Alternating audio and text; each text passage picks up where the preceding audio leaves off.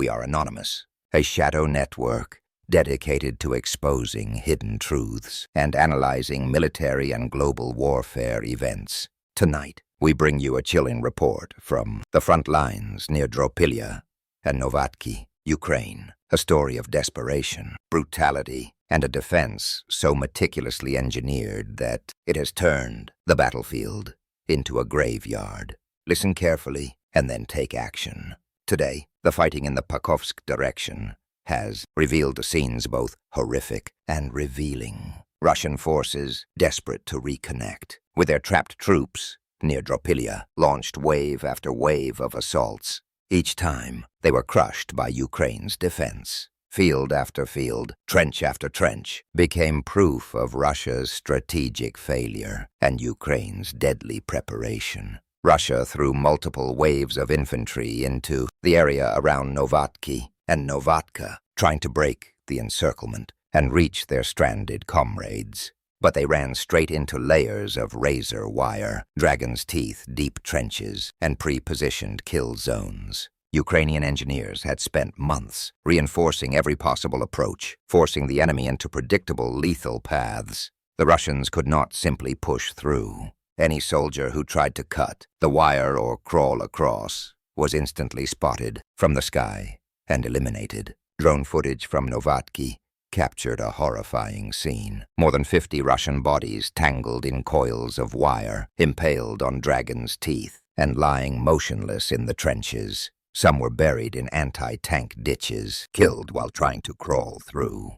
Explosives rigged to the wire barriers detonated, tearing apart anyone who came too close. When the smoke cleared, the field was a maze of corpses, metal fragments, and wreckage, a slaughterhouse of despair. Russian commanders, desperate to reach their trapped units near Dropilia, kept throwing men into certain death.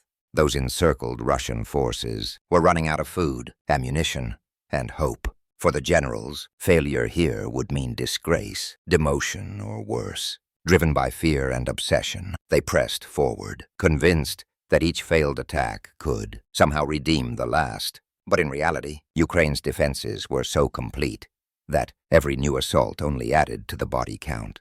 Between Novatki and Marivka lies a fortified belt that Ukraine spent months building before the Russian advance. Even in areas Russia technically captured, they could not clear or hold the ground. Ukrainian drones controlled the skies entirely. 2 layers of dragon's teeth blocked armored vehicles.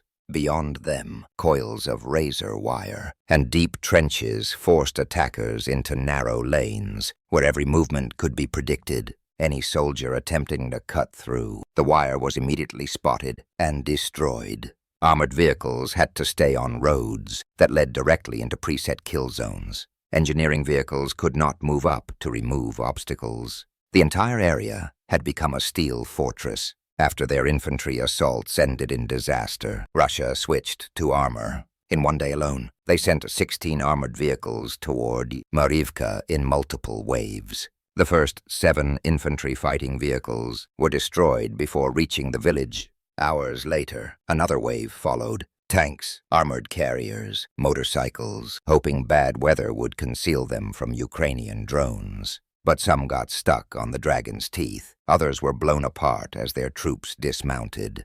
The result was catastrophic. In desperation, Russian commanders did something that even shocked their own men. They detonated an ammonia pipeline near Razorwire, behind their own lines, close to Volvka. The poisonous cloud spread across the lowlands, disrupting Ukraine's communication lines, as intended. But it also endangered everyone nearby. One shift of the wind could turn the gas back towards the Russians. Ammonia causes severe lung burns and respiratory damage. Under that toxic cover, Russia sent another wave of armored vehicles down the same doomed route. Although the gas created confusion, Ukrainian fire and drones continued their relentless work. According to Ukrainian sources, only about 50 to 75 Russian soldiers reached the outskirts. The rest were wiped out in trenches or cut down by drone strikes. The battle for Dropilia has now become existential for Russian command.